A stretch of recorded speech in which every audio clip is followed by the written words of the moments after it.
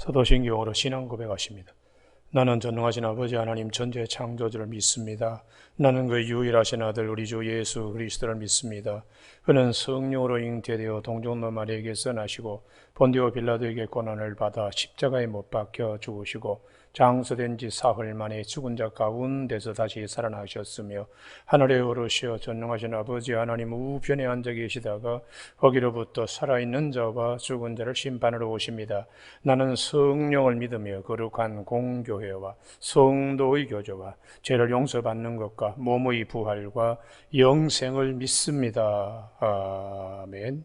오늘 아침 하나님께서 우리 모두에게 주시는 생명과 진리의 말씀은 히브리서 12장 24절에서 29절까지 한 절씩 교독하십니다. 히브리서 12장 24절 새 언약의 중보자이신 예수와 및 아벨의 피보다 더 나은 것을 말하는 뿌린 피니라.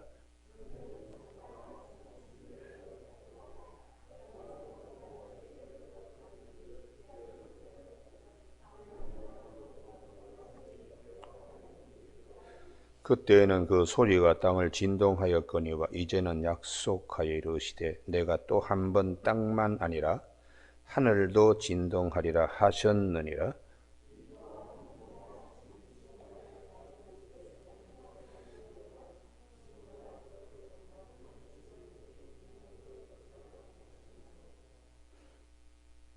그러므로 우리가 흔들리지 않는 나라를 받았은즉 은혜를 받자 이로 말미암아 경건함과 두려움으로 하나님을 기쁘시게 섬길지니. 아멘. 24절에 새 언약의 중보자이신 예수와 및 아벨의 피보다 더 나은 것을 말하는 뿌린 피니라 하는 말씀 중심으로 더 좋은 새 언약의 중보이란 말씀으로 함께 말씀을 나누고자 합니다.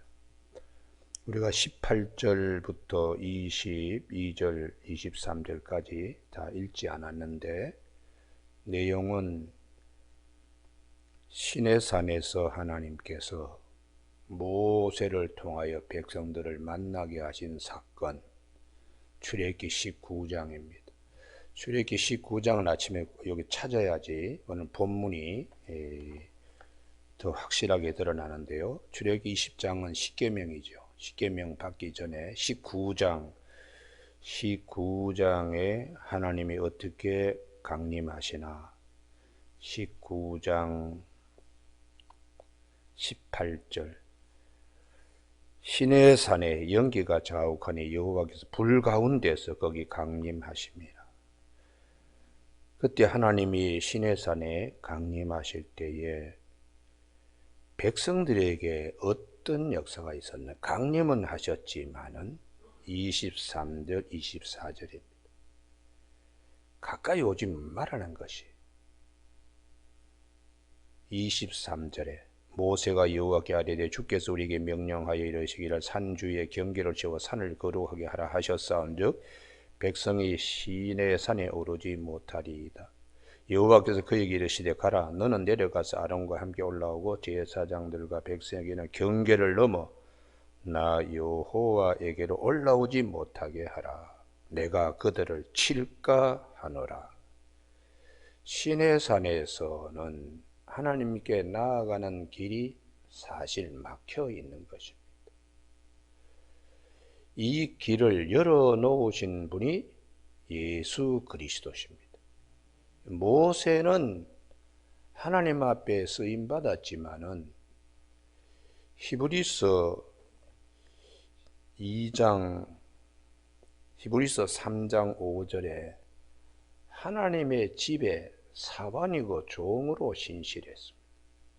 그러나 히브리서 3장 6절에 예수님은 하나님의 집의 아들입니다. 모든 것을 다.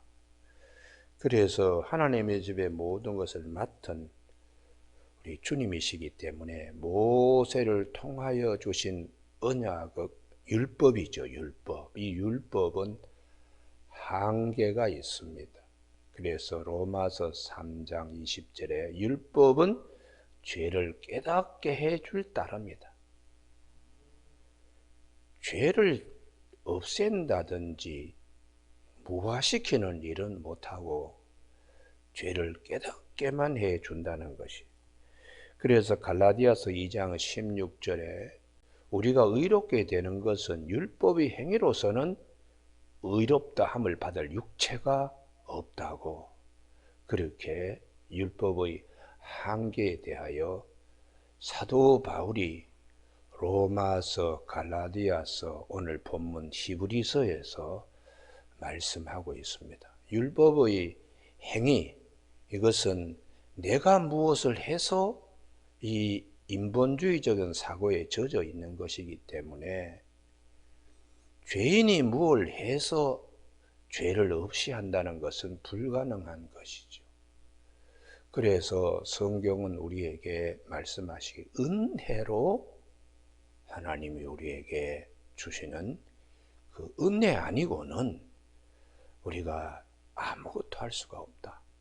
그래서 에베소 2장 8절에 너희가 그 은혜로 인하여 믿음으로 말미암아 구원을 받았으니 이것은 너희에게서 난 것이 아니요 하나님의 선물이다, 이렇게 말씀합니다. 그러면 시내산에서 모세의 율법에 따라서 이제 송아지나 염소의 피로 이제 속죄를 하지만 그것은 완전한 속죄가 아니고 영원한 속죄도 아니고, 그렇기 때문에 매번 드려야 되고 수많이 드려야 되는 그런 한계가 있는 것이죠. 이것은 로마서 3장 20절에 죄를 깨닫게 해줄 따름이라는 거예요. 죄를. 그래서 예수 그리스도 안에 있는 차별이 없는 이 의는 예수 그리스도를 통하여 하나님께서 우리에게 주신 큰 은혜인데, 그 은혜를 우리에게 주시기 위하여 독생자를 사람의 모양으로 보내셔서, 그리고는 십자가에 피 흘리심으로 한 번에, 염소와 송아지 피가 아니고 당신의 피로 한 번에 우리를 영원히 속죄시키는 귀한 축복이 있는 것입니다. 그래서 모세의 율법은 원복음을 실현할 수 없었습니다. 원복음은 창세기 3장 15절에 여자의 후손이 뱀의 머리를 짓밟게 되리라는, 이 뱀은 또 그 발꿈치를 물게 될 것이라는 십자가, 이 대속의 은혜를 모세는 이루지 못했죠. 율법 안에. 예수님께서 오셔서 이 하나님의 아들이 당신의 피로서 한 번에 영원한 속죄를 이루셨기 때문에 이 예수 그리스도는 신의 산과 다릅니다. 그래서 신의 산의 그 모세와 다른 것입니다. 우리가 그래서 이것을 사도 바울은 갈라디아 4장 22절 이하에 보면은 하갈의 몸에서 난 것과 같은 것이다.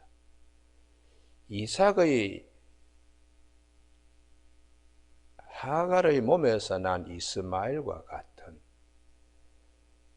그러니까 사라의 몸에서 난 이삭과 같은 어느 것이 하나님의 언약을 이어갈 수 있는가? 모세의 율법이 아니고 예수 그리스도 안에서. 그래서 오늘 아침에 우리가 이 신의 산인데요, 신의 산에서의 말씀과 또 하나는 모세지요. 예수 그리스도 안에서 변화산의 사건을 주목해야 됩니다. 변화산에서는 모든 것이 다 바뀝니다. 그리고 얼마나 기쁜지 모릅니다. 그리고 베드로가 얼마나 기뻤는지, 여기가 조사오니 하나는 주님을 위하여, 하나는 엘리야를 위하여, 하나는 모세를 장막을 지었으면 좋겠다. 하나님의 음성이 들립니다. 이는 내 사랑하는 자요 내 기뻐하는 아들이니까 너희들은 예수님의 말씀을 들으라. 시내산에서는 하나님께 직접 나가지 못했지만 예수님 안에서는 하나님의 음성도 듣고 모든 것이 다 변화되는 그 기쁨의 자리에 예수 그리스도 안에서 누릴 수 있다는 것이죠. 할렐루야. 이걸 위해서 주님이 하나님과 우리 사이에 막힌 담, 죄지요.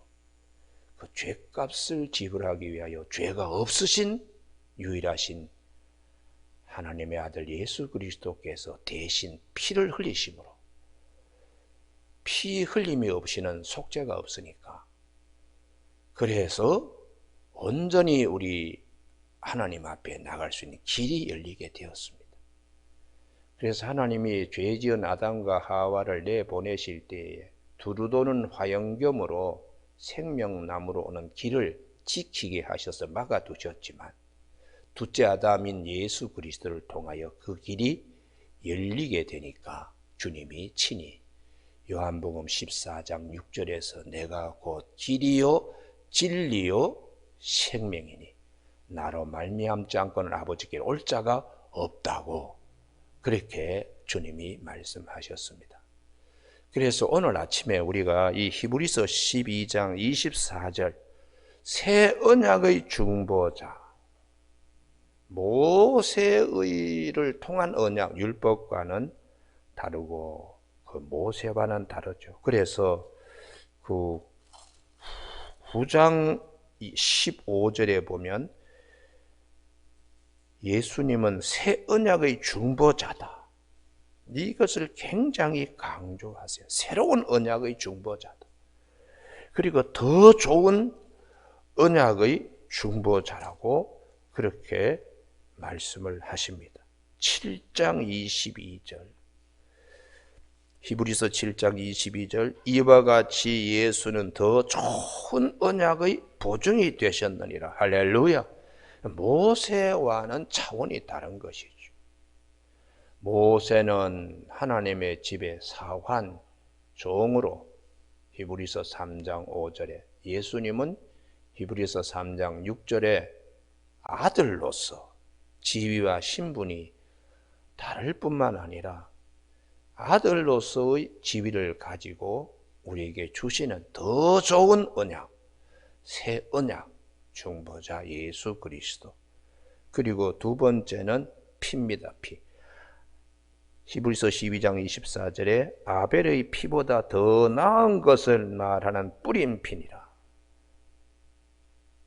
아벨은 가인의 손에 의해서 첫 번째 죽음을 당하는, 그러나 아벨의 피가 우리의 죄를 대속하는 피가 아닙니다.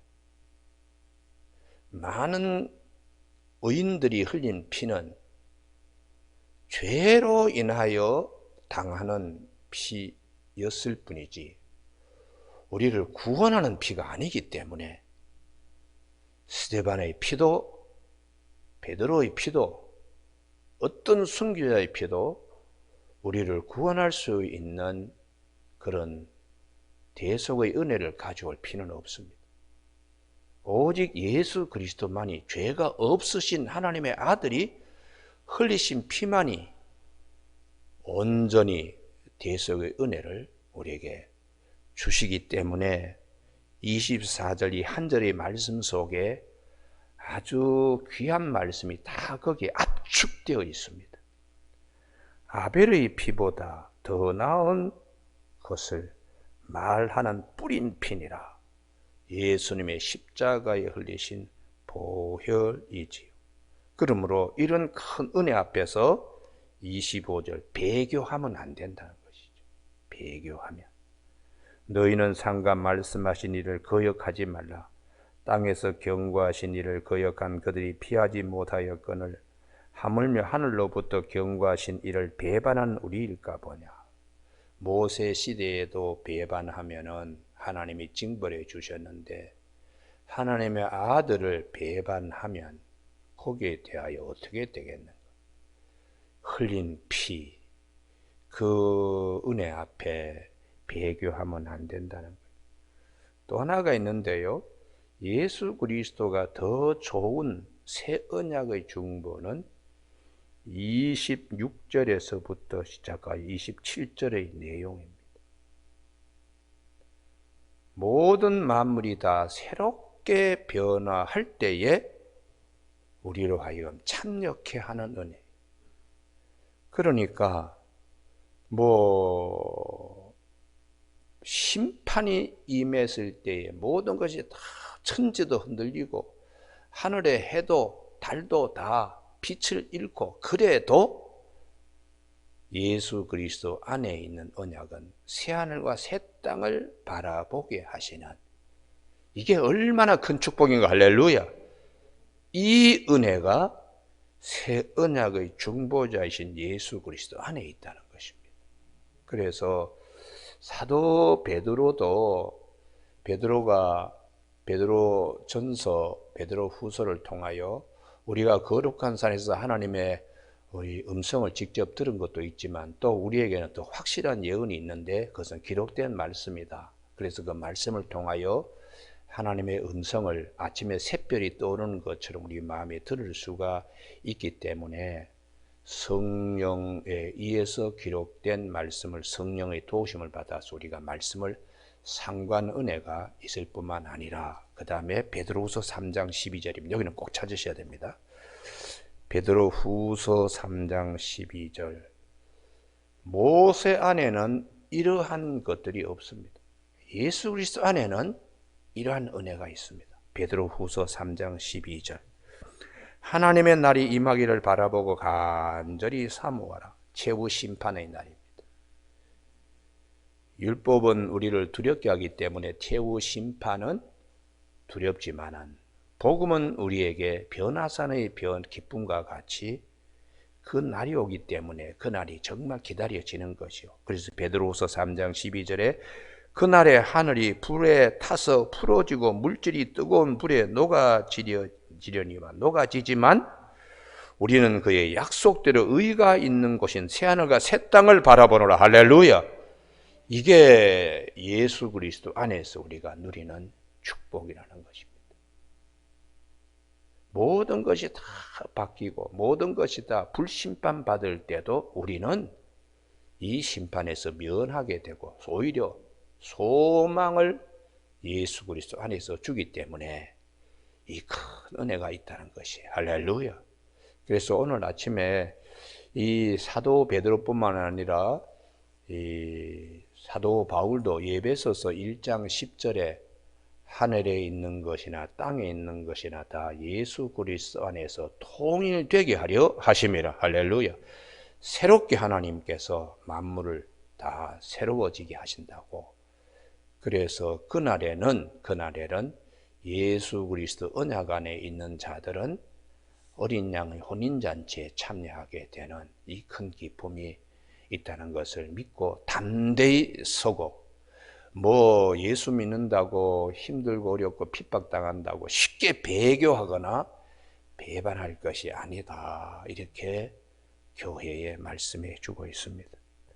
그러므로 히브리서 12장 28절에 그러므로 우리가 흔들리지 않는 나라를 받았은즉, 이게 이제 사도 베드로가 베드로후서 3장 13절에 새하늘과 새 땅을 바라보는, 할렐루야, 이 믿음이 있는 것입니다. 그래서 예수 그리스도께서 우리에게 오셔서 내 잔과 내 떡을 내 피를 마시라 하면서 마태복음 26장에 이게 이제 주님의 죽으심과 그리고 부활에 대한 말씀인데, 마태복음 26장 29절이 아주 이게 난해한 구절이에요. 우리가 마태복음 26장 29절에 그러나 너희에게 이르노니 내가 포도나무에서 난 것을 이제부터 내 아버지의 나라에서 새 것으로 너희와 함께 마시는 날까지 마시지 아니하리라 하시니라.